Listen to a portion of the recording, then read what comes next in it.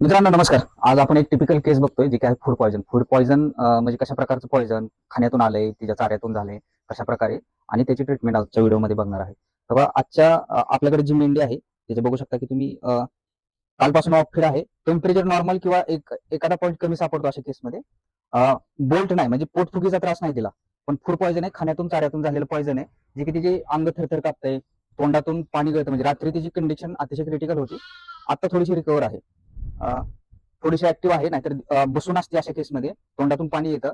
डोळ्याच्या बाहुल्या म्हणजे टिपिकल इंडिकेशन असतं की ही जी बाहुल्या आहेत काळ्या, ते फुललेले असतात, पूर्ण ट्रान्सफर डोळा झालेला असतो, पांढरा पडलेला नाही.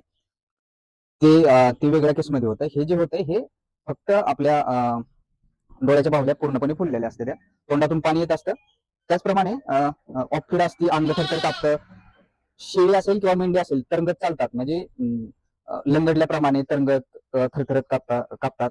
तर हे सगळे साईन आहेत फूड पॉइझनचे. आणि फूड पॉइझन मध्ये सर्वात प्रभावी बघा, पॉइझन मध्ये केरस कंपनीचं येतं कोल एल. आपण वापरले कोल एल 2X. नीट बघून घ्या, त्याचं प्रमाण सांगतो. प्रमाण आहे 10 किलो वजनासाठी 10 ml द्यायचं आहे. म्हणजे आपली मेंढी 40 किलोची पकडली आपण, 40 ml.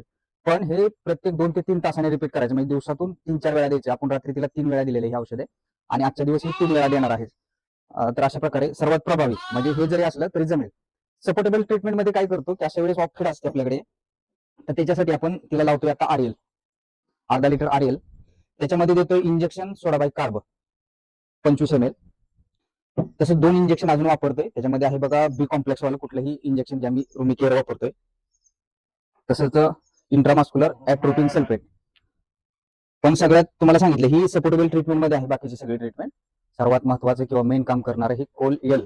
कसल्याही प्रकारच्या पॉइझनिंग मध्ये सर्वात उत्कृष्ट काम करणारं फक्त हे औषध कोल एल किंवा चारकोल, वेगवेगळ्या कंपनीचे येतं. केरसचं प्रभावी आहे.